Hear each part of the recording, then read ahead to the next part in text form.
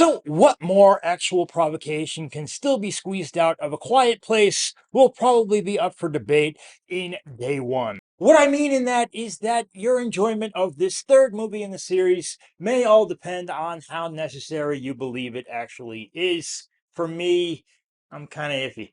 This new movie is directed by Michael Sarnowski, who had an indie hit 2 years ago with Nicolas Cage's Pig. But this one does not have a great performance in it. It doesn't even have a ham. All it does is have some cats. This one does have a few suspenseful sequences, but it's all in the service of derivative aliens come to Earth movie. Day one at least gives Lupita Nyong'o a starring role to work with. She plays Sam, a woman in hospice care dealing with cancer. While on a field trip in New York City, flaming something or others begin falling out of the sky, laying waste to the city Avengers style. And there's still some unnerving quality to these sequences, especially in the early going where the city is covered in a massive dust cloud, and we see and feel the panic.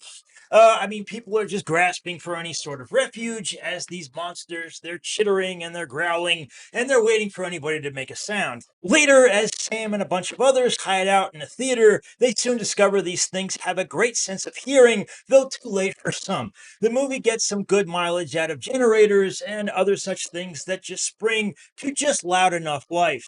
The deal here is that the city has essentially been overrun by these things. Somehow smart enough to take out all the bridges, trapping everybody in the city, but it's still kind of hard to tell if these things are actually sentient, coordinated beings, or if they're just mindless killing machines. And there are some terrific sequences where these things are just laying in wait on tall buildings, so fast descending on people as they are trying to quietly walk through the street to get to the South Seaport where a boat is supposedly waiting for them. But no can do. After a while, the movie only really becomes about two people, Sam and another guy named Eric. Eric is played by Stranger Things Joseph Quinn, and he's kind of like a lost puppy in that if you turn around, he's always there following along, but not really adding too much.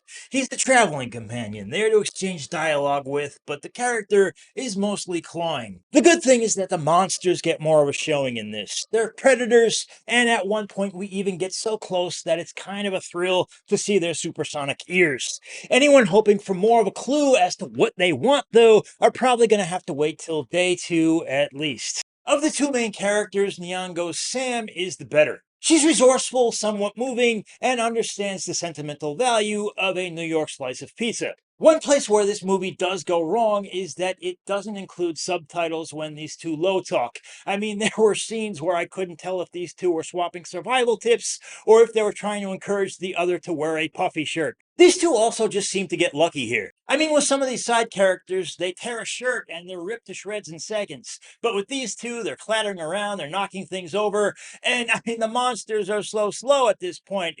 They seem like they're going to stop and play around the golf first. Overall, day one feels like a far cry from the first movie, which had flaws but at least provoked some thought about the difficulty of actually living a soundless life in this day and age. The training and building of new habits was compelling. Here, the character moments aren't nearly as strong, and it just seems like this movie was made for the purpose of having monsters chase people around the city for an hour and a half. There are some jump scares, but by the last third of this thing, these suspenseful sequences aren't nearly as good as they were to begin the film. This is not a bad movie, it's just one of those things where, other than a few nice sequences, you're wondering why it exists, which is why I'm going with a C plus, guys. But that is my opinion. I'd love to hear yours. Let me know down below there. Also, if you could, click that like button, click that subscribe button, and I do hope to see you back next time. I thank you so much. Bye bye.